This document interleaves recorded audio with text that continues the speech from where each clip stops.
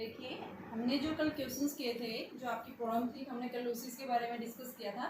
आज भी जो है हमारे पास में 3 या 4 क्वेश्चंस और बचे हुए हैं। आज हम उसका डिस्कस करके फिर हम आगे अगला टॉपिक करेंगे, यानी न्यूमेरिकल्स ही होंगे इलेक्ट्रिक फ्लक्स के। ठीक है, गॉस थ्योरम को यूज करके। गॉस थ्योरम ने क्या बताया था कि अगर किसी सरफेस में चार्ज एनक्लोज किया हुआ है तो वहाँ पे फ्लक्स क्या होगा। ठीक है, हमारे पास में क्वेश्चन है ये, जो आपके पास में क्या है, यूनिफॉर्म फील्ड है। उस यूनिफॉर्म फील्ड की वैल्यू जो है क्या है। सॉल्यूशन आपके पास में क्या आएगा इसका, इलेक्ट्रिक फील्ड यूनिफॉर्म है 3 × 10⁻³ देखो कौन सी डायरेक्शन, इसके साथ क्या लगा रखा है, आई कैप। आई कैप का मतलब क्या है, ये एक्स एक्सिस में यूनिफॉर्म फील्ड है। हमने क्या लिया, एक जो है ये 3D ड्रॉ कर लिया हमने। इसको मैंने मान ली, क्यों, क्या बोल रहा है आपके पास में, फर्स्ट कि आपका जो सरफेस है, प्लेन जो है वो वाई जेड प्लेन में पैरेलल है। तो ये मैंने वाई ले लिया, ये मैंने जेड ले लिया, ये मैंने एक्स एक्सिस ले लिया। ठीक है, या फिर हम ये बता सकते हैं कि आपके पास में ये एक्स, ये वाई और ये जेड प्लेन है। अब ये क्या बोल रहा है कि calculate the flux through a surface, यानी आपके पास में कोई एक स्क्वायर है, वो स्क्वायर जो है वो क्या है, 10 सेंटीमीटर स्क्वायर क्या है उसका एरिया, कितना है, 10 सेंटीमीटर स्क्वायर। जहाँ पे प्लेन कहाँ लाई कर रहा है, इस वाई जेड प्लेन के अंदर लाई कर रहा है। ठीक है, तो ये आपके पास में जो है ये हम ले रहे हैं एक्स एक्सिस, ये आपके पास वाई और ये मैंने जेड। तो ये इस वाई जेड प्लेन के अंदर क्या कर रहा है, लाई कर रहा है। तो यहाँ पे हमने ये ले लिया सरफेस। ठीक है, अब आपके पास है इलेक्ट्रिक फील्ड जो है वो कहाँ लाई कर रहा है, एक्स एक्सिस में। इलेक्ट्रिक फील्ड की वैल्यू जो यूनिफॉर्म फील्ड है 3 × 10⁻³ आई कैप।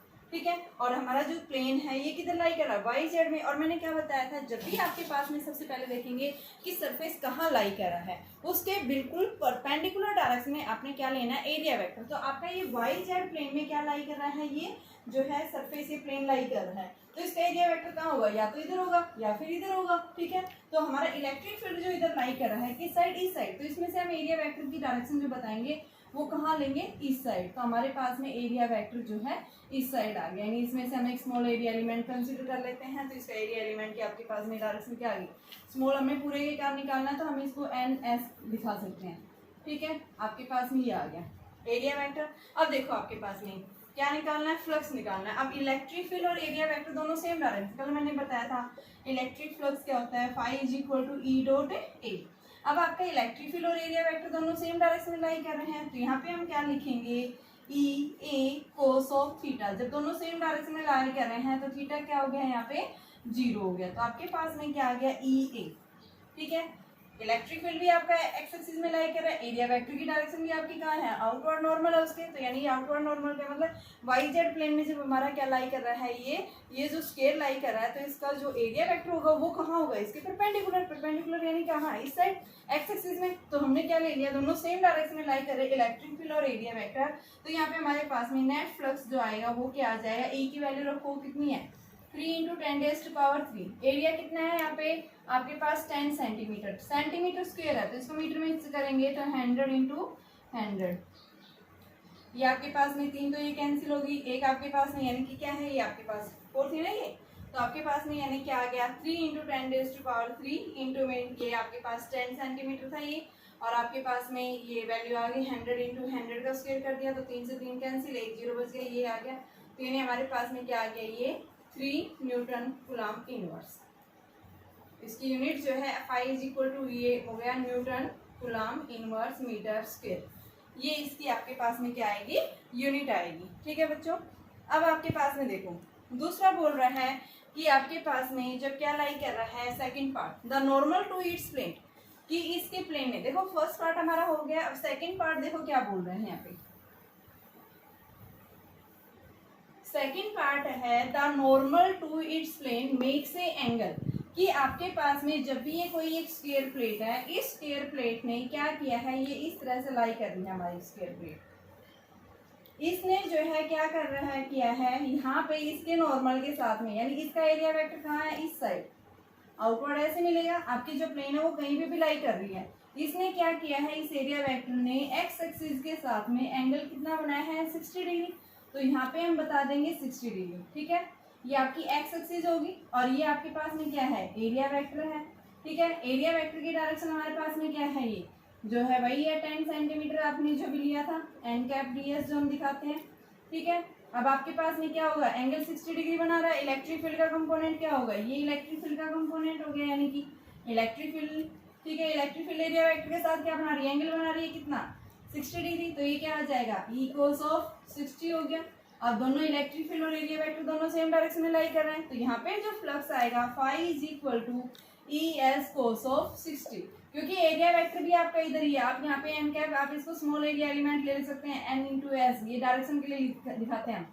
तो यहाँ से दोनों की डायरेक्शन सेम है, तो ये एन कैप और इसके लिए हम आर कैप ले लेते हैं। मान लो इलेक्ट्रिक फील्ड की डायरेक्शन क्या है, आर कैप जो अभी जा रही है, तो यहाँ पे हम इन दोनों के जो है प्रोडक्ट क्या ले, एंगल कितना आ रहा है 60, तो दोनों सेम डायरेक्शन लाई कर रहे हैं यहाँ पे। तो आपके पास में ई एस कोस 60 की वैल्यू हम यहाँ पे पुट कर देंगे, क्या आ जाएगा हमारे पास में फ्लक्स। यानी क्या कह रहा है कि जो आपके पास में स्क्वायर सरफेस था, उस स्क्वायर सरफेस के नॉर्मल ने प्लेन के साथ में क्या बनाया है, एक एंगल बनाया है। ठीक है, तो यानी ये क्या है आपके पास में angle of 60 degree with x axis. तो ये एक्स एक्सिस थी, ये इस तरह से लाई कर रहा था आपका प्लेन। ठीक है, और इसने क्या किया है, इस कंपोनेंट के साथ में इलेक्ट्रिक फील्ड यानी कि एंगल 60 डिग्री बना, तो इसी की डायरेक्शन एक्स एक्सिस में। तो मैंने बताया एरिया वेक्टर के साथ 60 डिग्री, तो हम इलेक्ट्रिक फील्ड को दो पार्ट में जोड़ कर लेंगे। ठीक है, और इसका नॉर्मल कंपोनेंट कौन सा लगता है, ई कोस थीटा। ठीक है, तो हमारे पास सेकंड पार्ट आ गया। अभी आपके पास क्वेश्चन है, वेरी इंपॉर्टेंट क्वेश्चन है ये भी, जो आपके एडवांस में क्वेश्चन में आया हुआ है। ये 2014 में क्वेश्चन था ये। ठीक है, एडवांस का क्वेश्चन है ये। क्या क्वेश्चन है, एक स्फीयर है, उस स्फीयर की जो रेडियस है वो क्या है, आर है। ठीक है, ये हमारे पास में क्या है, एक स्फीयर है जिसके पास यूनिफॉर्म वॉल्यूम चार्ज डेंसिटी है। देखो ये क्वेश्चन है नॉन कंडक्टिंग का। अभी नॉन कंडक्टिंग मैंने नहीं पढ़ाया है, लेकिन एक बच्चे ने पूछा है इसलिए मैं बता रही हूँ। नॉन कंडक्टिंग है ये, नॉन कंडक्टिंग हमारे पास सेल है, स्फीयर है ये, जिसके ऊपर यूनिफॉर्मली क्या हो रहा है, ये चार्ज इस तरह से डिस्ट्रीब्यूट हो रहा है। नॉन यूनिफॉर्म का मतलब उसके सरफेस के इनसाइड थ्रू आउट जो है क्या हो रहा है, चार्ज यूनिफॉर्मली डिस्ट्रीब्यूट हो रहा है। यानी वो सरफेस हमारा कैसा होता है, एक नॉन यूनिफॉर्म सरफेस होता है। तो यहाँ पे आपके पास में ये जो सरफेस है, इसके पूरे यानी इसके इनसाइड जो है क्या हो रहा है, नॉन यूनिफॉर्मली चार्ज डिस्ट्रीब्यूट हो रहा है, जहाँ इसकी डेंसिटी जो है वो क्या बता रखी है, ये बता रखी है। ठीक है, अब क्वेश्चन क्या कह रहा है, इस नॉन यूनिफॉर्म यानी ये जो स्फीयर था, इस स्फीयर की जो रेडियस है सेंटर से क्या दे रखी है, आर गिवन है, ये इसका सेंटर है। ठीक है, जो एक कंडक्टिंग सेल है, इस कंडक्टिंग सेल के इनसाइड यूनिफॉर्म चार्ज डेंसिटी कितनी दे रखी है आपको, रो दी हुई है। और यहाँ क्या है, एक स्फेरिकल कैविटी, यानी इसमें से एक जो है क्या कर दिया गया है, एक स्मॉल पोर्शन जो है रिमूव कर दिया गया है। ठीक है, यहाँ से एक स्मॉल पोर्शन जो है क्या कर दिया गया है, यहाँ से रिमूव कर दिया गया है, जहाँ इसकी रेडियस यानी कि जो है ये क्या है, बी। तो यहाँ क्या हो जाएगा, कैविटी होल हो जाएगी एक तरह से। जब इसमें से हमने क्या कर दिया, जो आपके पास में पूरे में चार्ज था, इसमें से एक स्मॉल पोर्शन था जिसकी रेडियस बी थी। ठीक है, ये पोर्शन यहाँ से क्या कर दिया गया, रिमूव कर दिया। तो यहाँ क्या बची, कैविटी। कैविटी की रेडियस जो है ये कितनी है, बी है यहाँ पे।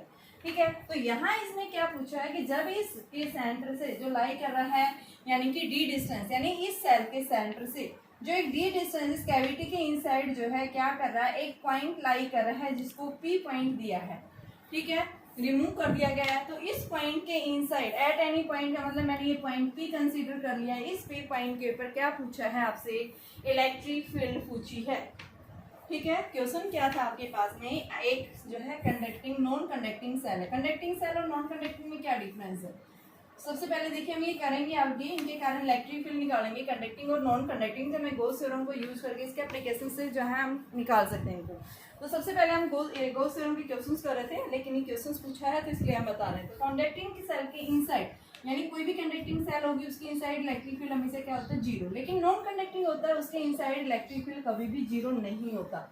ठीक है, कंडक्टिंग सेल के इनसाइड इलेक्ट्रिक फील्ड क्यों जीरो हो जाता है, क्योंकि उसके इनसाइड जो चार्ज कभी भी डिसाइड नहीं करता, पूरा चार्ज कहाँ डिसाइड करता है, उसके आउटर सरफेस के ऊपर डिसाइड करता है। इनसाइड जो है चार्ज क्या होता है, जीरो होता है। तो इस कारण से हम क्या बताते हैं, इलेक्ट्रिक फील्ड जो है वो क्या होगा, कंडक्टर के अंदर जीरो होता है। ठीक है, तो हमारे पास क्वेश्चन ये था कि आपके पास में क्या है, एक नॉन कंडक्टिंग सेल है जिसकी रेडियस आर दे रखी है, और इसमें से एक जो है क्या कर दिया है, बी रेडियस की एक कैविटी जो है इसमें से रिमूव यानी कि एक स्फीयर रिमूव कर दिया गया है। तो क्या बचेगा, यहाँ एक कैविटी बचेगी। ठीक है, तो इस कैविटी के अंदर यहाँ पे इस कैविटी की रेडियस क्या दे रखी है, बी दे रखी है। तो यहाँ पे इस कैविटी के इनसाइड कोई भी पॉइंट कंसीडर किया है और उस पॉइंट के ऊपर क्या पूछा है, इलेक्ट्रिक फील्ड इंटेंसिटी पूछी है। तो हम क्या निकालेंगे, इस पॉइंट के ऊपर इलेक्ट्रिक फील्ड इंटेंसिटी निकालेंगे। तो कैसे निकालेंगे, सबसे पहले हम यहाँ पे इलेक्ट्रिक फील्ड इंटेंसिटी, देखो आपके पास में यहाँ जो है ये होल बच गया एक तरह से। तो देखो हम क्या बताते हैं, इसके इनसाइड जो है इसकी चार्ज डेंसिटी कितनी है, पॉजिटिव चार्ज डेंसिटी, और पॉजिटिव चार्ज डेंसिटी के कारण इलेक्ट्रिक फील्ड की डायरेक्शन कहाँ जाएगी, हमें से आउटवर्ड ऐसे जाएगी। अब ये क्या थी, कैविटी जो बची, इस कैविटी के इनसाइड, ठीक है, यहाँ क्या है, क्या चार्ज है, कैसा चार्ज इंड्यूस हो जाता है, नेगेटिव। आपके पास में कोई भी कंडक्टिंग नॉन कंडक्टिंग सेल होती है, अगर आप उसके इनसाइड क्या कर देते हैं, कोई भी एक होल कर देते हैं, कोई भी पोर्शन रिमूव कर देते हैं, तो उसके इनसाइड क्या हो जाती है, कैविटी, और उस कैविटी के इनसाइड जो चार्ज डेंसिटी आएगी वो क्या लेंगे हम, माइनस रो। तो यहाँ पे हम क्या बताएंगे, नेगेटिव चार्ज इंड्यूस हो जाएगा इस कैविटी के अंदर। कैसा चार्ज आ जाएगा, नेगेटिव। तो यहाँ पे हम क्या देखेंगे, जब इसके सरफेस यानी इसकी कंडक्टिंग है, आपके पास में जो कैविटी है, इस कैविटी के इनसाइड जो है नेगेटिव चार्ज है, तो इसके कारण इस पी पॉइंट के ऊपर इलेक्ट्रिक फील्ड इंटेंसिटी निकालेंगे। दोनों को हम ऐड कर देंगे, हमें क्या मिल जाएगा, पी पॉइंट के ऊपर क्या मिल जाएगी, इलेक्ट्रिक फील्ड इंटेंसिटी मिल जाएगी। तो हमें क्या करना है, उस इंटेंसिटी को डिटरमाइन करना है। तो उसको डिटरमाइन करने के लिए सबसे पहले देखिए हम क्या लेंगे, मैं ये पोर्शन दिखा रही हूँ आपके पास कि ये हमारे पास ये सेल का सेंटर है जिसकी रेडियस क्या दे रखी, आर, ठीक है। यहाँ मैंने क्या ले रखी थी, कैविटी ले रखी थी, इसके अंदर मैंने पॉजिटिव चार्ज डेंसिटी मान ली, इसके लिए मैंने क्या मान ली, नेगेटिव।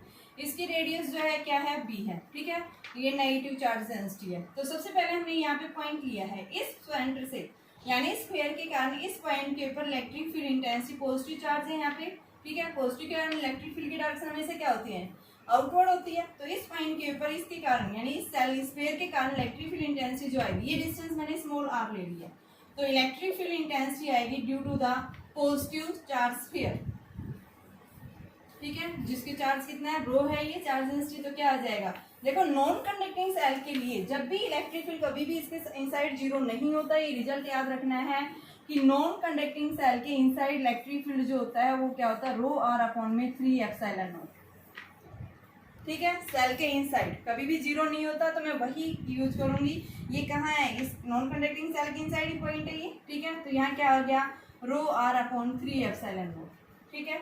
अब आपके पास डिस्टेंस क्या दे रखी थी, ये डी दे रखी थी, तो आप क्या रखोगे, यहाँ से देखो डिस्टेंस डी, ये नहीं दे रखी थी डिस्टेंस, आपको कौन सी दे रखी थी, इनके सेंटर से, ठीक है, who centre lies at the distance D, ठीक है। तो ये इन दोनों के सेंटर के बीच की डिस्टेंस ये आपको डी दी हुई है, तो मैंने ये डिस्टेंस मानी थी, ऐसे मैं ये डिस्टेंस मानूंगी नेगेटिव। तो आप क्या लिखेंगे, electric field due to the cavity, जो कैविटी के अंदर चार्ज कैसा है, नेगेटिव, तो हम क्या लेंगे, electric field due two cavity,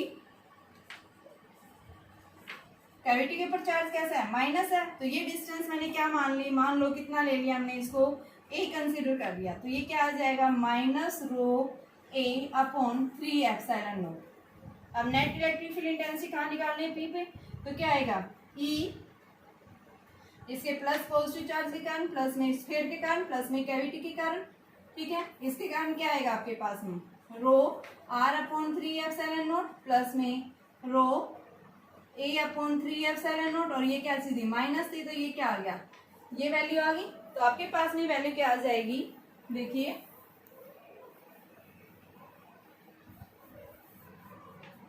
electric field जो है पी पॉइंट के ऊपर rho upon 3 epsilon not common है, और ये क्या बन गया, आर माइनस ए बच गया, ठीक है।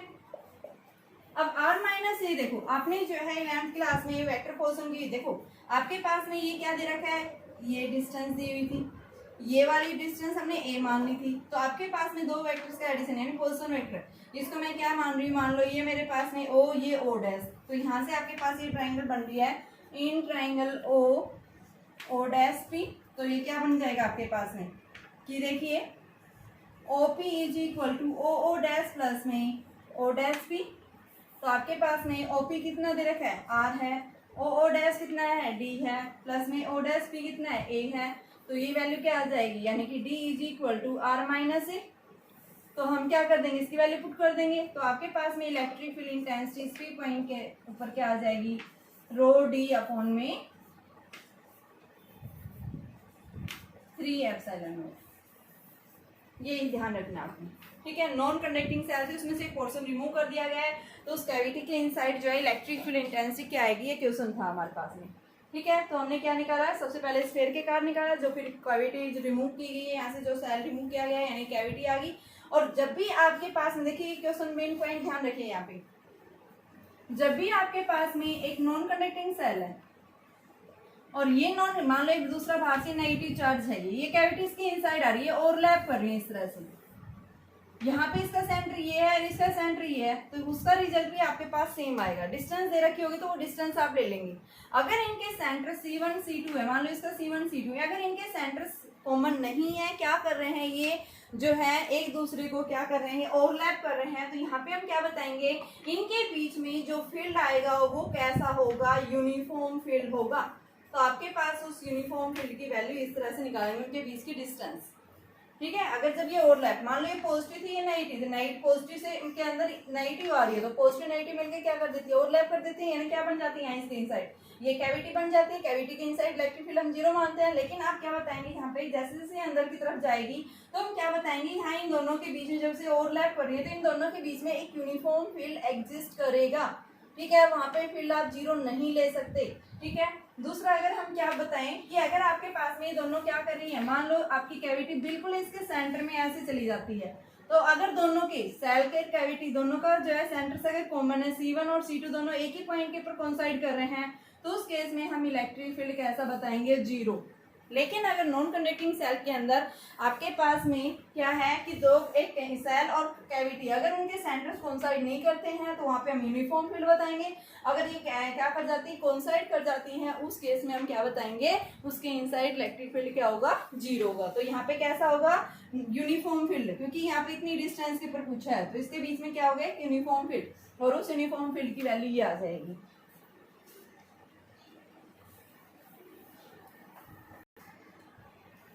देखिए क्वेश्चन है, एक स्मूथ जो है आपके पास में जो है जंपिंग है, एक तरह से जैसे आप रेस्क्यू नहीं करते, जैसे प्लेन से आप क्या कर रहे हैं, जंपिंग कर रहे हैं, तो यहाँ इसी तरह से क्या है, एक जो है स्मूथ स्लाइड है, is made in A dielectric sphere, यानी जो क्या है, एक नॉन कंडक्टिंग स्फीयर है जिसकी रेडियस r है, उसके अंदर यूनिफॉर्म चार्ज डेंसिटी क्या है, रो है इसकी, ठीक है। आगे बोल रहा है एक चार्ज जो है पार्टिकल इसके अंदर क्या कर रहा है, जिसका मास m है, और इसके अंदर ये स्मूथ जो है क्या है, यहाँ से जो है स्लाइड यानी फिसलन जिसको बोलते हैं, एक तरह से जंपिंग हो सकता है ऊपर नीचे। तो यहाँ पे एक चार्ज पार्टिकल रखा हुआ था, इसकी रेडियस स्फीयर की r थी, कैपिटल R, और यहाँ चार्ज पार्टिकल जो है ये क्या कर रहा है, इसके सेंटर के ऊपर प्लेस किया होता।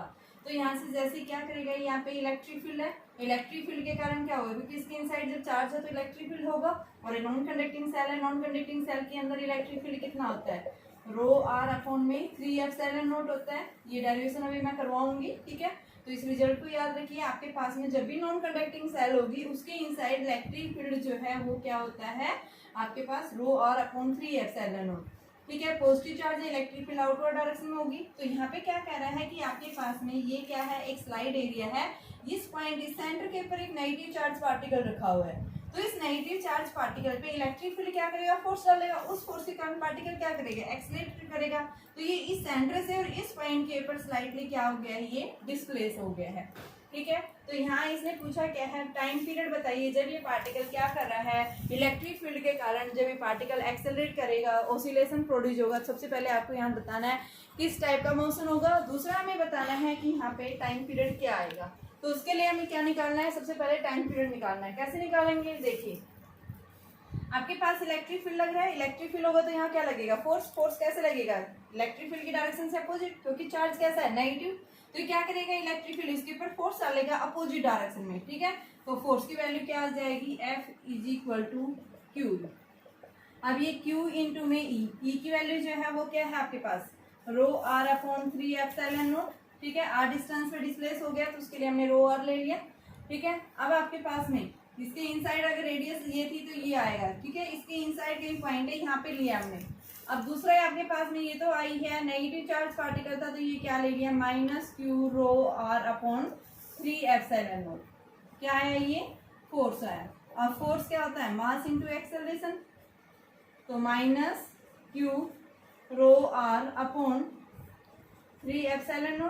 तो A कितना आ गया, -Q ρr/3 M epsilon not, ठीक है। ये हमारे पास एक्सेलरेशन आ गया, और एक्सेलरेशन जो है क्या होता है, ए इज डायरेक्टली प्रोपोर्शनल या is equal to minus omega square are.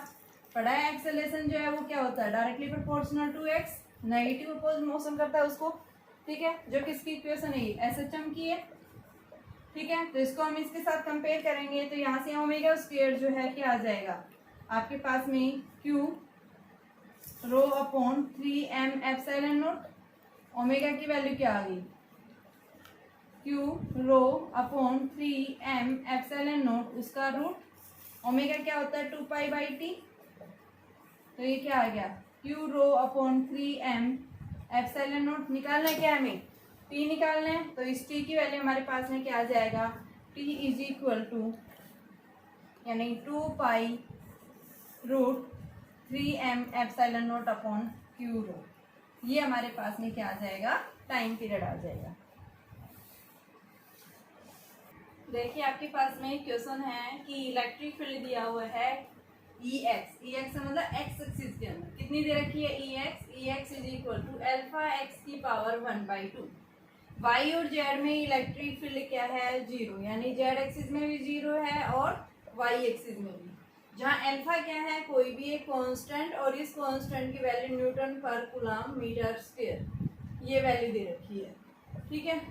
क्या पूछा है यहाँ से, फ्लक्स पूछा है क्यू के थ्रू, और जब फ्लक्स आ जाता है तो फिर चार्ज पूछा है, चार्ज की वैल्यू क्या होगी। सबसे पहले हम देखेंगे, देखिए हमारे पास मैंने क्यू के अंदर आपको कई क्वेश्चंस करवा चुकी हूँ। क्यू के अंदर मैंने क्या बताया है, 6 फेस होते हैं, जिनके अंदर हम सबसे पहले क्या देखेंगे, इनके अंदर एरिया वेक्टर की इलेक्ट्रिक फील्ड की डायरेक्शन देखो। सबसे पहले इलेक्ट्रिक फील्ड किधर जा रहा है, एक्स एक्सिस में, यानी ओनली इस डायरेक्शन में ही पॉजिटिव एक्स एक्सिस में इलेक्ट्रिक फील्ड है।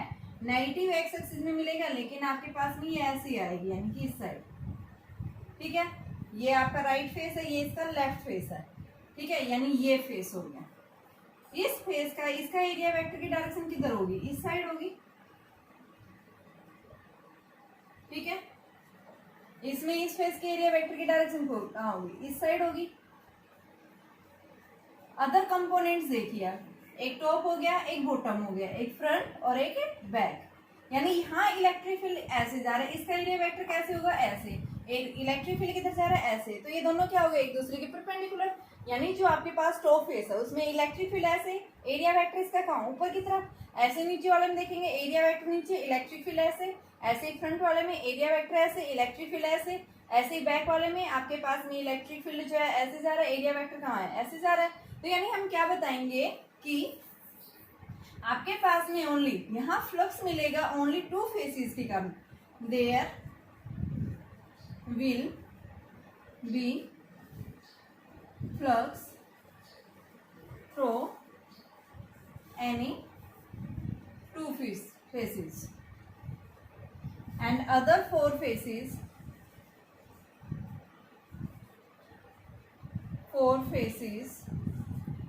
flux will be 0। टॉप है, बॉटम है,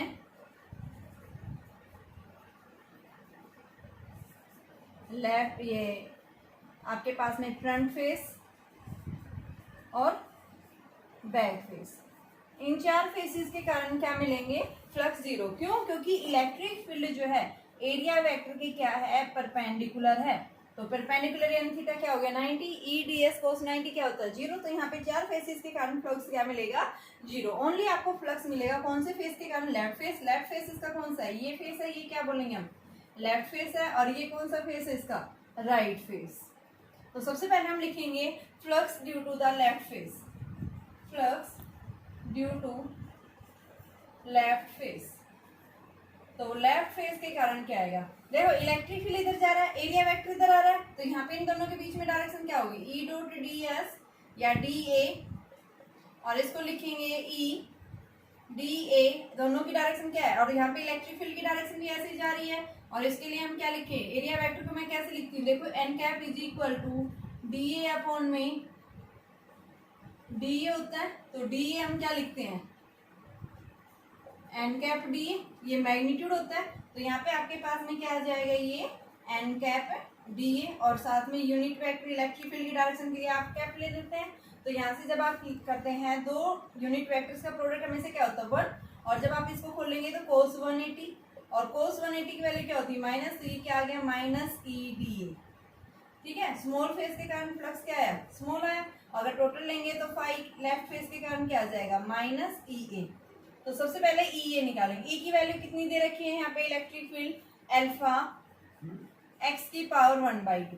ठीक है, और साथ में एरिया क्या है आपके पास, इसकी साइड A है तो इसका क्या हो जाएगा A² ले लेंगे। ठीक है, क्यूब का स्क्वायर है, क्यूब का स्क्वायर क्या होता है साइड बराबर होती है, तो साइड का स्क्वायर इंटू साइड का स्क्वायर क्या होता है एरिया होता है। अब अल्फा की वैल्यू कितनी दे रखी है यहाँ पे -800। एक्स देखो यहाँ से एक्स किसके इक्वल है, ये ओरिजिन से यहाँ तक की डिस्टेंस कितनी है A के इक्वल, और A की एक्स की जगह क्या रख दो A की पावर 1/2 और A की स्क्वायर।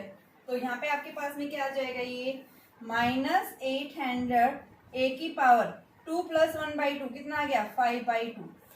ये आ गया नेट फ्लक्स आ गया लेफ्ट फेस के कारण। तो यहाँ हम क्या लिखेंगे लेफ्ट फेस के कारण फ्लक्स जो आया वो कितना आया -800 A की पावर जो है 5/2।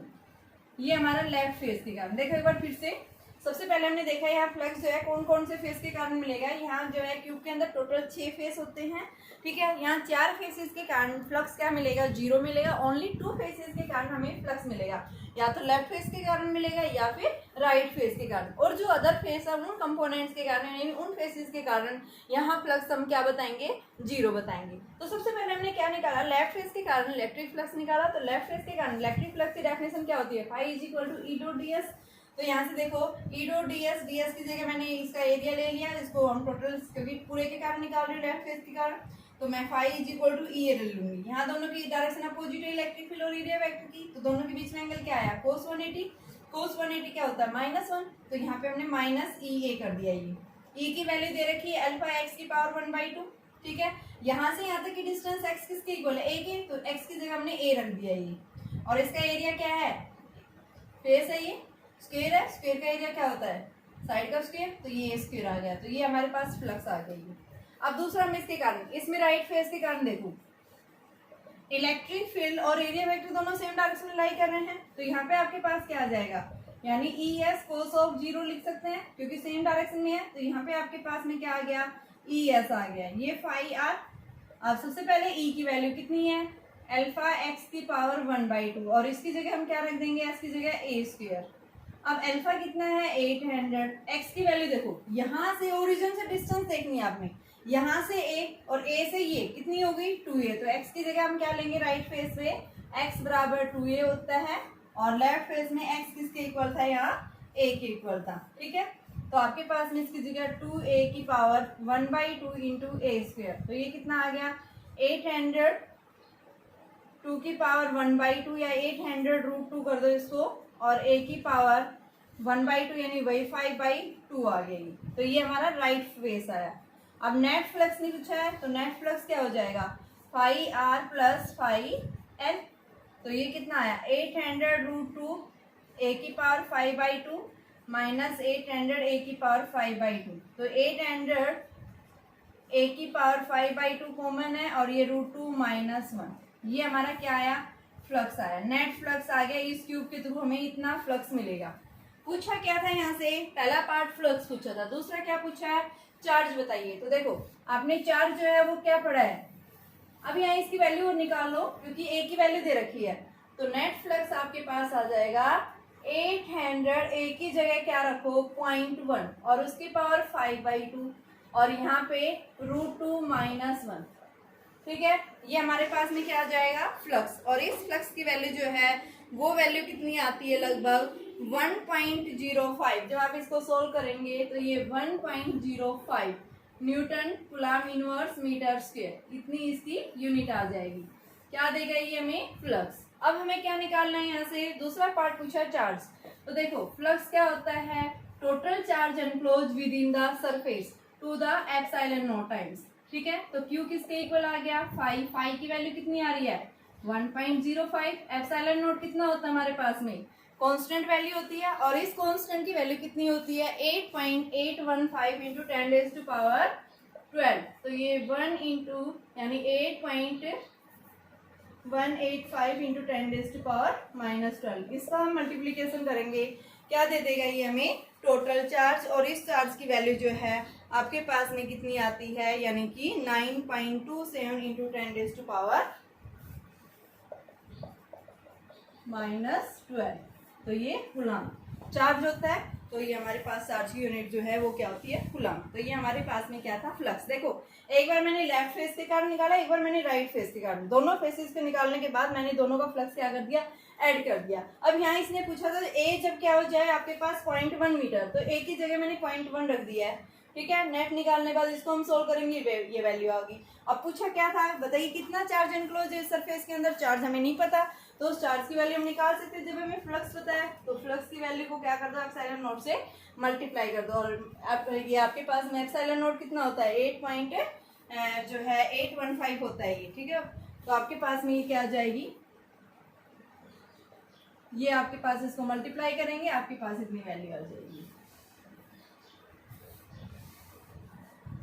देखिए आपके पास में दो स्फीयर्स हैं, एक स्फीयर जो है ये आपके पास में ये वाला स्फीयर है, दूसरा स्फीयर ये है, ठीक है। यहाँ पे फर्स्ट स्फीयर की रेडियस भी क्या है, √2r, और सेकंड स्फीयर की रेडियस भी क्या बता रखा है, √2r। फर्स्ट स्फीयर जो प्लेस किया हुआ है, यानी इसके ऊपर चार्ज जो है सेंटर के ऊपर रखा हुआ है क्यू चार्ज, ठीक है। दूसरा स्फीयर ये है, आपके पास √2 जो है इसकी रेडियस है।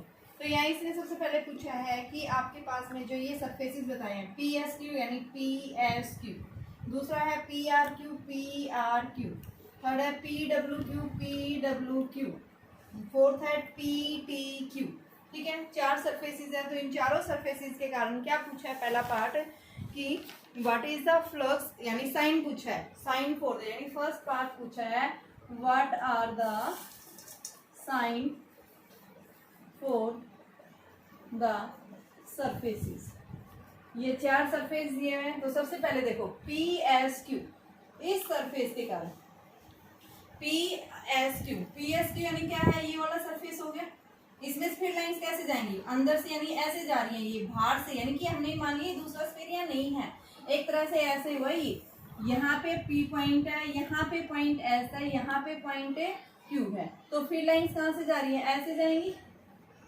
चार्ज यहाँ कहीं रखा हुआ है, इस चार्ज के कारण जो आपके पास ये डिस्टेंस यहाँ पे रखा हुआ है, तो फील्ड लाइंस कैसे, ऐसे ही एंटर करेंगी इसमें। तो बाहर से कहाँ जा रही है, अंदर की तरफ। और मैंने बता रखा है कि जब भी फ्लक्स यानी फील्ड लाइंस अगर आउटवर्ड से कहाँ जाती हैं, अंदर की तरफ जाती हैं, आउटवर्ड टू इनवर्ड, तो फ्लक्स हम कैसा लेंगे, नेगेटिव। तो क्या होगा यहाँ फ्लक्स नेगेटिव, क्योंकि फील्ड लाइंस जो है ये आउट से, यानी कि इस पेयर के आउट से लाई कर रही है, आउटसाइड है ये पॉइंट चार्ज, ठीक है। तो इसके कारण हमें क्या मिलेगा, फ्लक्स नेगेटिव। दूसरा सरफेस देखो, दूसरा कौन सा है, PRQ। तो यानी ये सरफेस इसी का ही है, और इसके सेंटर पे यहाँ रखा हुआ, तो P ये पॉइंट दे दिया, R ये पॉइंट है, और Q है। तो यहाँ से फील्ड लाइंस ऐसे जाएंगी इस तरह से, तो ये अंदर से बाहर की तरफ। तो PRQ के लिए फ्लक्स हम कैसा बताएंगे, कैसा होगा, पॉजिटिव। थर्ड पॉइंट देखिए, थर्ड सरफेस PWQ, तो ये भी क्या है, इसके अंदर यानी यू लाई कर रहे हैं यहाँ से, तो यानी कि ये भी क्या कर रही है आपके पास में PRQ, यानी कि PWQ है ना, PWQ। तो ये इसका सरफेस भी कहाँ, अंदर की तरफ ही, एक तरह से, ठीक है। ये तो कहाँ था, ऐसे इसके अंदर से, यानी कि एक तरफ एंटर हुई और फिर ये क्या हो गई, बाहर निकल गई, ठीक है। तो यहाँ पे हम क्या बताएंगे, नेगेटिव था फर्स्ट वाले में, और यहाँ आपके पास में क्या है, ये PWQ, ठीक है। तो ये भी आपके पास में क्या हो जाएगा, यानी कि फ्लक्स जो आएगा वो कैसा होगा, यहाँ पे भी पॉजिटिव होगा, ठीक है। नेक्स्ट आ जाओ हमारे पास में PTQ, तो ये आपके पास सरफेस इन दोनों के इनसाइड है, ठीक है। तो यहाँ से भी फील्ड लाइंस अंदर से बाहर की तरफ जाएंगी, तो यहाँ पे भी हम फ्लक्स नेक्स्ट फोर्थ में क्या बताएंगे, PTQ में भी फ्लक्स जो हमारा कैसा होगा, पॉजिटिव होगा। दूसरा पार्ट देखिए, इसका दूसरा पार्ट पूछा है यहाँ पे कि आपको मैग्नीट्यूड और पूछा है यहाँ पे कि बताइए मैग्नीट्यूड कितना आएगा यहाँ पे। तो मैग्नीट्यूड सभी का सेम होगा क्योंकि चार्ज सेम है वहाँ पे, ठीक है। सिर्फ नेगेटिव पॉजिटिव आप लगा देंगे। अब देखिए यहाँ पूछा क्या है कि आपसे क्या पूछा है, इसका मैग्नीट्यूड निकालो फ्लक्स की। तो flux phi is equal to क्या होता है, EDS, ds की जगह मैंने E ले लिया। अब यहाँ से इलेक्ट्रिक फील्ड यानी पॉइंट चार्ज है, पॉइंट चार्ज के कारण इलेक्ट्रिक फील्ड क्या होता है, KQ/R²। R की वैल्यू रेडियस √2 दे रखी है, तो यहाँ से हम क्या करेंगे, 9 × 10⁻⁹ इंटू में Q, चार्ज मैग्नीट्यूड नहीं दे रखा है, ये √2 दे रखा है इसका स्क्वायर, तो ये 9 × 10⁻⁹ Q अपॉन में 2 हो गया ये, ठीक है। तो ये 4.5 इंटू 10⁻9 जो है इलेक्ट्रिक फील्ड आ गई न्यूटन कूलम इनवर्स। अब निकालना क्या था, फ्लक्स। फ्लक्स के लिए फॉर्मूला क्या है, E इंटू में A। तो यहाँ से E की वैल्यू क्या है 4.5 इंटू 10⁻9 और ये Q तो था इसके साथ में, तो ये Q इंटू A, ये हमारा क्या आ जाएगा फ्लक्स। फ्लक्स भी पूछा था, इलेक्ट्रिक फील्ड भी पूछा था, तो आप क्या बताएंगे फ्लक्स और इनका मैग्नीट्यूड क्या रहेगा, सेम रहेगा, सिर्फ नेगेटिव पॉजिटिव के साइन के ऊपर चेंज होगा। ये क्वेश्चन दिया हुआ आपके पास में क्या है, ये इरेगुलर शेप का कोई भी एक स्फीयर है, एक सरफेस है, ये सरफेस के कारण चार्ज रखा हुआ इसके इनसाइड भी और आउटसाइड भी। तो यहाँ क्या पूछा है, फ्लक्स निकाली। तो देखो हम क्या बताते हैं, किसी भी सरफेस ने जो चार्ज उसके अंदर एनक्लोज है उस चार्ज के कारण ही हमें क्या मिलता है, फ्लक्स मिलता है। आउटसाइड चाहे कितना ही चार्ज हो वहां पे फ्लक्स हमें क्या मिलेगा, 0। तो यहाँ पे हम क्या बताएंगे, नेट फ्लक्स जो मिलेगा वो क्या आएगा, इसके इनसाइड चार्ज कितना है Q1 plus Q2 plus Q3। Outside जो है हम 0 बताएंगे, आउटसाइड चाहे कुछ भी चार्ज हो, हमें इससे कोई मतलब नहीं, उससे हमें कोई फ्लक्स नहीं मिलेगा, ठीक है। Upon epsilon not. Q1 की वैल्यू कितनी है, यहाँ आपको दे रखी है 3.1 नैनोकूलम है ये। उसके बाद प्लस में Q2 की वैल्यू माइनस है, माइनस की वैल्यू Q2 की वैल्यू कितनी दे रखी है -5.9, ठीक है, ये माइनस हो गया। और आपके पास में तीसरा है Q3 की वैल्यू भी जो है वो कितनी है 3.1, ये नैनोकूलम में है ये सारी अपॉन में एप्सिलॉन नॉट की वैल्यू 8.85 इंटू 10⁻⁻12। और जब हम इसको सोल्व करते हैं तो ये वैल्यू हमारे पास में जो है कितनी आ जाएंगी, ये वैल्यू लगभग आती है -666.67 इंटू 10⁻12 के आसपास आई। न्यूटन मीटर है बेटा, ये newton metre square coulomb inverse. ये क्या मिल गया हमें, फ्लक्स। अब एक बात और ध्यान रखना, यहाँ देखो इस कंडक्टर की जो शेप है, इस सरफेस की जो शेप है वो कैसी है, इरेगुलर। तो आप क्या बताएंगे, फ्लक्स जो है वो इंडिपेंडेंट रहता है, independent on shape and size, it depends only on the charge enclose within the surface.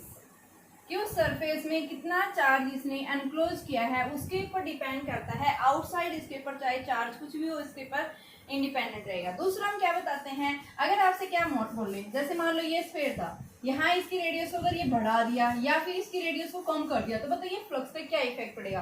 तो ये आप क्या बताओगे कि शेप साइज के ऊपर कभी डिपेंड नहीं करता, ये सिर्फ इस सरफेस के अंदर चार्ज कितना एनक्लोज किया हुआ है उसके ऊपर डिपेंड करता है। चाहे आप रेडियस को कम कर दो, चाहे बढ़ा दो, चाहे आप जो है उसकी शेप इरेगुलर कर दो, उसको खींच दो, स्ट्रेच कर दो, चाहे उसको क्या कर दो, कंप्रेस कर दो, यानी उसके ऊपर कोई इफेक्ट नहीं पड़ेगा। फ्लक्स जो है वो रिमेन्स किसके ऊपर डिपेंड करता है कि उस सरफेस के अंदर कितना चार्ज एनक्लोज किया हुआ है। अगर आउटसाइड कोई भी चार्ज लाई करता है तो उसके कारण भी फ्लक्स हमें क्या मिलेगा, 0 मिलेगा। देखिए अभी आपके पास में क्वेश्चन है कि हमें कूलम्ब्स लॉ को डिड्यूस करना है, किसको यूज करके, गॉस थ्योरम को यूज करके। जब आपके पास में कोई भी एक पॉइंट चार्ज दिया हुआ है, तो देखो मेरे पास में क्या है, ये कोई पॉइंट चार्ज है, ठीक है, जो कैसा है पॉजिटिव प्लस क्यू चार्ज है।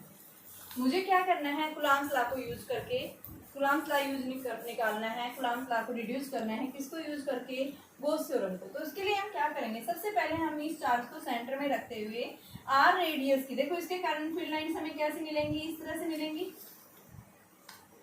तो यानी हमारे पास में जो इसकी सिमेट्री बनती है कैसी बनती है, स्फेरिकल सिमेट्री। तो इसके सराउंडिंग में हमने क्या कर लिया, एक गॉसियन सरफेस कंसीडर कर लिया, जहां इसकी रेडियस क्या मान ली हमने, आर। तो मैंने क्या बताया, सबसे पहले फील्ड लाइंस किधर जा रही हैं, आउटवर्ड, और हर एक पॉइंट के ऊपर फील्ड लाइंस क्या मिलेगी बेटा, फील्ड की वैल्यू क्या मिलेगी, सेम। तो हमने क्या किया है, इस चार्ज को सेंटर में रखते हुए हमने क्या किया, एक गॉसियन सरफेस कंसीडर कर लिया, और इस गॉसियन सरफेस के हर एक पॉइंट्स के ऊपर इलेक्ट्रिक फील्ड इंटेंसिटी क्या है, सेम है, ठीक है। जहां इसकी रेडियस हमने क्या ले ली, आर ले ली, ठीक है। अब हमें क्या करना है, यहाँ पे हमने कोई भी एक जो है इस सरफेस के ऊपर सबसे पहले हम फील्ड इंटेंसिटी निकालेंगे। इस सरफेस के कारण जो है आपको यहाँ पे फील्ड इंटेंसिटी क्या मिलेगी।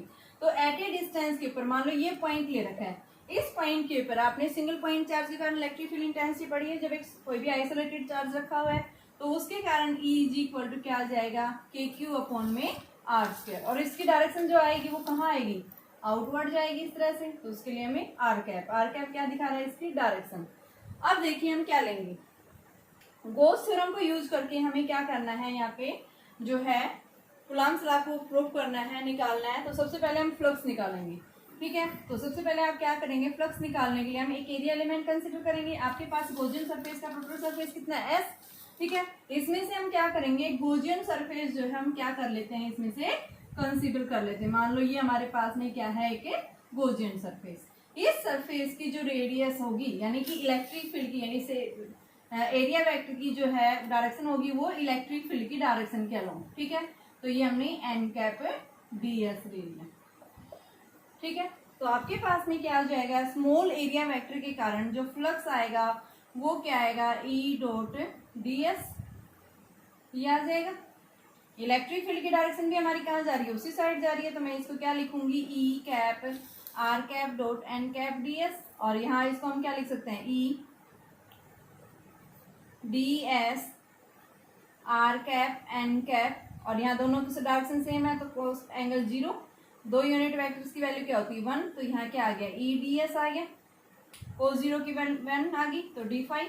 अब टोटल इलेक्ट्रिक फ्लक्स निकालने के लिए इसको सरफेस इंटीग्रल लेंगे, तो d phi is equal to E d s, electric field क्या है, कॉन्स्टेंट बाहर निकाल लो, जो क्या है के क्यू अपॉन में आर स्क्वायर, अंदर इसका क्या आ गया एस, तो आपके पास में ये क्या बन गया, डी फाई बन गया। ये डी फाई का इंटीग्रेशन हमारे पास क्या होता है, ये यानी कि 5, ठीक है। तो ये तो हमने क्या निकाला यहाँ से। अगर आपको क्या करना है, यहाँ से हमें निकालना है कूलम्ब्स लॉ को यूज करके, जो है क्या निकालना है बेटा, हमें कूलम्ब्स लॉ को प्रूव करना है गॉस थ्योरम को यूज करके। तो हमें यहाँ फ्लक्स नहीं निकालना है, आपको सिर्फ इलेक्ट्रिक फील्ड निकालना था। तो इस सरफेस के अगर आपको गॉस थ्योरम प्रूव करनी होती तो निकालता है। सबसे पहले हमने क्या लिया, गॉसियन सरफेस कंसीडर किया। इस गॉसियन सरफेस के इस पॉइंट के ऊपर इलेक्ट्रिक फील्ड इंटेंसिटी निकाली। तो इलेक्ट्रिक फील्ड इंटेंसिटी हमारे पास क्या होती है, k q by r square, direction के लिए आउटवर्ड हो गया, ठीक है। अब यहाँ पे देखो चार्ज इस पॉइंट के ऊपर क्या प्लेस कर दिया, अगर कोई क्यू नॉट चार्ज प्लेस कर दिया, ठीक है, तो इन दोनों के बीच में क्या होगा, रिपल्सिव फोर्स आएगा। तो यहाँ पे इलेक्ट्रिक फील्ड जो है, पहले से इलेक्ट्रिक फील्ड था यहाँ पे, वो इलेक्ट्रिक फील्ड इस चार्ज पार्टिकल पे क्या डालेगा, फोर्स डालेगा। तो इलेक्ट्रिक फील्ड के कारण जो फोर्स आएगा वो क्या आ जाएगा, क्यू नॉट इंटू में ई, और ई की वैल्यू हमने निकाल रखी है, तो क्यू नॉट इंटू में के क्यू अपॉन में आर स्क्वायर, और यहाँ इस फोर्स की डायरेक्शन आउटवर्ड, तो ये क्या आ गया, के की जगह 1/4 पाई epsilon not Q Q not upon में आर स्क्वायर आर कैप। तो ये हमारा क्या था, कूलम्ब्स लॉ, यही कुछ नहीं करना। आपने सबसे पहले एक सिंगल पॉइंट चार्ज कंसीडर करना है, उसके सराउंडिंग में एक जो है क्या लोगे, एक पॉइंट, यानी कि हमने एक जो है सबसे पहले पॉइंट चार्ज की कारण फिर लाइंस कैसी आती है, स्फेरिकली सिमेट्रिक। तो हमने क्या किया, एक जो है गॉसियन सरफेस या एक सिमेट्री, एक स्फेरिकल हमने कंसीडर कर लिया, ठीक है, जहाँ पे उस स्फेयर के ऊपर हर एक पॉइंट के ऊपर फील्ड की इंटेंसिटी क्या होगी, सेम होगी। इस साइड भी यही मिलेगी, इस साइड भी यही मिलेगी, इस साइड भी यही मिलेगी, ठीक है। तो यहाँ पे हमने क्या लिया, एक पॉइंट कंसीडर कर लिया। सबसे पहले इस पॉइंट के ऊपर इलेक्ट्रिक फील्ड इंटेंसिटी निकाली, ठीक है। इलेक्ट्रिक फील्ड इंटेंसिटी निकालने के लिए सिंगल पॉइंट चार्ज के कारण जब सेंटर पे चार्ज रखा है, तो उसके लिए इलेक्ट्रिक फील्ड इंटेंसिटी हमारे पास में क्या आ गई बेटा, ये के क्यू बाई आर स्क्वायर आ गया, ठीक है। यहाँ से हम क्या निकालेंगे फिर, या फिर आप इसको इस तरह से देखो, गॉस थ्योरम को यूज करके अगर निकालना चाहते हो तो उस इलेक्ट्रिक फील्ड को भी हम निकाल सकते हैं। तो उसके लिए देखो मैं दूसरा, ये तो मैंने डायरेक्ट बता दिया। अगर हम गॉसियन सरफेस को यूज करके कंसीडर करेंगे तो उस केस में हमारे पास में क्या आ जाएगा, सबसे पहले हम स्मॉल इलेक्ट्रिक फ्लक्स निकालेंगे, ठीक है। तो हमारे पास देखो वो क्या आ जाएगा, फाई इज इक्वल टू क्या आएगा, d phi is equal to E dot d s, जो भी हमने पढ़ा था। इस साइड एरिया एलिमेंट हमने कंसीडर किया था, इलेक्ट्रिक फील्ड की डायरेक्शन भी क्या है, ई है, और एरिया वेक्टर भी किधर जा रहा है, इधर ही जा रहा है, ठीक है।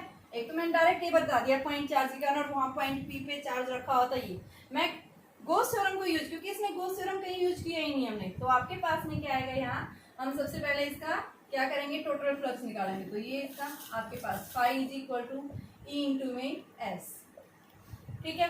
तो आपके पास में फाई जो है वो क्या होता है, टोटल चार्ज कितना है, q upon epsilon naught is equal to इसका एस जो है वो क्या है, 4 पाई आर स्क्वायर। तो यहाँ इलेक्ट्रिक फील्ड निकाल लिया हमने इसको यूज करके, q upon 4 pi epsilon naught r square, ये आ गया, ठीक है। हमने कहाँ पे निकाला, ये पी पॉइंट के ऊपर, ठीक है। We have to determine the electric field at the point P by using the Gauss theorem, ठीक है। गॉस थ्योरम को यूज करके हमने इलेक्ट्रिक फील्ड निकाल लिया। और जब हमारे पास इलेक्ट्रिक फील्ड आ जाता है तो उस केस में फिर हम क्या निकाल सकते हैं, Now, if a unit charge Q naught is placed at point P, then P point के ऊपर अगर हमने कोई चार्ज रख दिया Q नॉट, तो वहां पे इलेक्ट्रिक फील्ड पहले से प्रेजेंट था, तो वो इलेक्ट्रिक फील्ड क्या डालेगा उसके ऊपर, फोर्स, और फोर्स की वैल्यू क्या हो जाएगी Q नॉट ई, और इस फोर्स की वैल्यू ये, इसकी वैल्यू आप निकाल चुके हैं, क्या आएगा Q अपॉन में 4 pi epsilon naught r square, क्या है ये आपके पास कूलम्ब्स का। ठीक है, ये तो मैंने डायरेक्ट बताया था कि इस तरह से हम पहले इलेक्ट्रिक फील्ड निकालेंगे।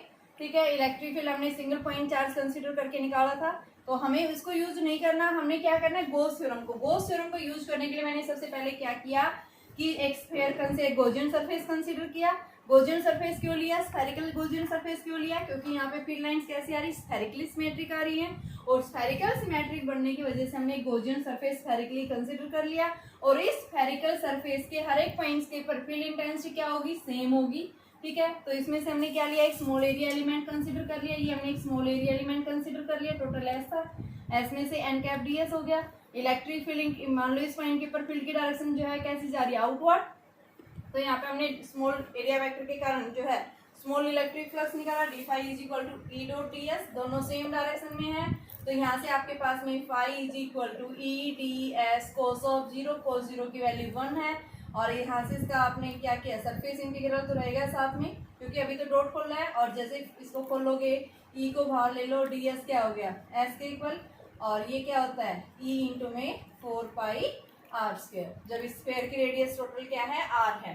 ठीक है, तो ये हमारे पास में ये वैल्यू आ गई। ठीक है, फाई क्या होता है गॉस थ्योरम के अकॉर्डिंग, टोटल चार्ज इस सरफेस में कितना एनक्लोज किया हुआ है, कितना है प्लस क्यू, तो क्यू अपॉन एप्सिलॉन नॉट हो गई, तो यहाँ से ई की वैल्यू क्या आ जाएगी क्यू अपॉन में 4 pi epsilon naught r square.